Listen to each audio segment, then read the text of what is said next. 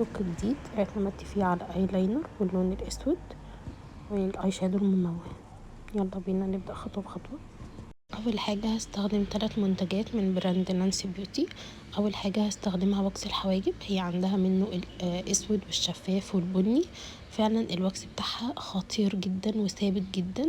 انا فعلا مش اي واكس بيثبت معايا، بس هو فعلا بيقعد مدة طويلة بالنسبة لحجمه وسعره، فحجمه كبير وسعره خطير جدا مقارنة ببراندات تانية كتير، فهو ثابت وحلو. هبتدي ارطب بشرتي بعد ما استخدمت الواكس. بعد كده هستخدم البرايمر ده من شي جلام، ده الاصدار التاني اللي هو البينك، حلو قوي. بعد كده هستخدم اللون الاورنج اللي هو الكوريكتور ده، هخفي بيه الهالات او اي تصبغات في البشرة. هبتدي اوزعه الاول بالفرشة كويس، وبعد كده هدمجه بالسبونج بس تكون مندية عشان يتوزع كويس معايا. وبعد كده هستخدم الفاونديشن ده من نوت درجة ساند. بحب احط الاول بامب كده خفيفة على ايدي، وهبتدي اوزعها بالبرش بس تكون اللي هي الكابوكي. هبتدي اوزعه كويس الاول بالبرش على البشرة كلها، وبعد كده برضو هبتدي ادمجه بالسبونج كويس وتكون مندية برضو. هبتدي ادمجه كويس بالسبونج، ولو احتجت تاني بحط بامب على ايدي، وابتدي الاول برضو اوزعه بالفرشة وادمجه بالسبونج. الكونسيلر اللي هستخدمه ده من شي ان، هبقى انزل صورته او اسمه، هو فول كفر تقيل جدا، فعشان اول مرة استخدمه فعشان كده كنت بحط بصراحة بالبرش بتأني عشان لسه مش عارفة هو ايه دمجه او كده.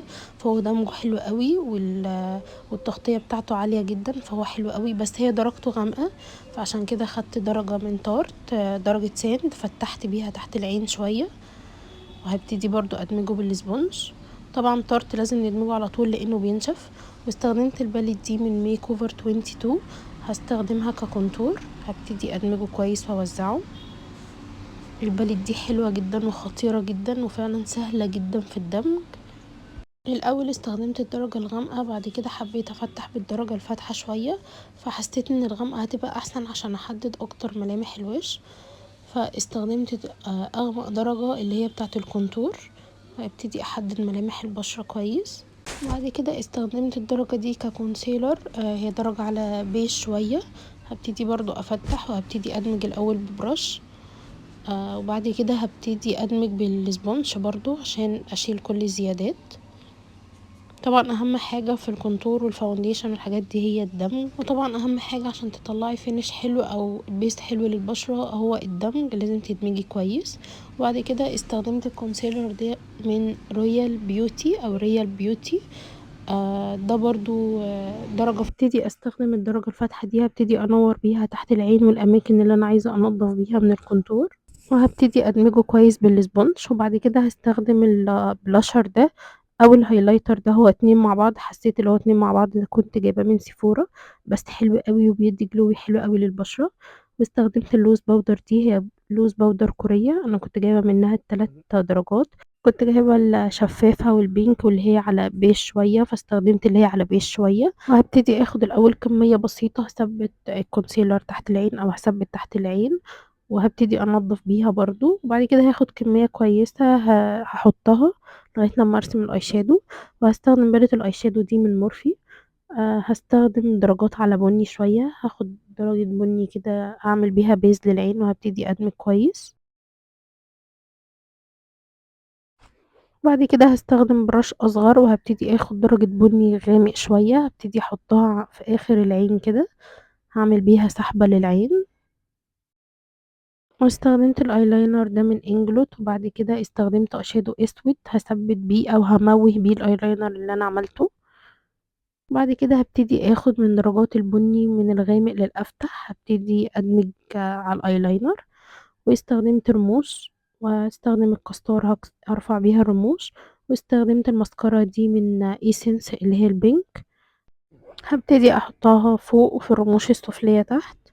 بعد كده هبتدي بقى اخد فرشة هنضف كل اللوز باودر اللي هي كانت على البشرة. وهستخدم قلم الحواجب ده من شي جلام، اللي هو ناحية كريمي وناحية في الماستر. والكونتور ده او البرونزر ده برضو كوري، انا كنت جايباه فاول مرة استخدمه فطلع حلو قوي في الدمج. هبتدي برضو احدد بيه او هحدد بيه على الكونتور الكريمي. واستخدمت القلم ده احدد بيه الشفايف، هو لونه على بينك شوية.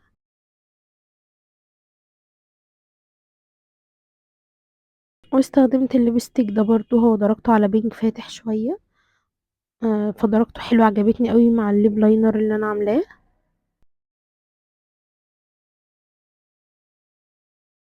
وبعد كده استخدمت البلاشر ده او الهايلايتر ده من نانسي بيوتي، برضو حلو قوي. هو لونه فظيع وخطير جدا.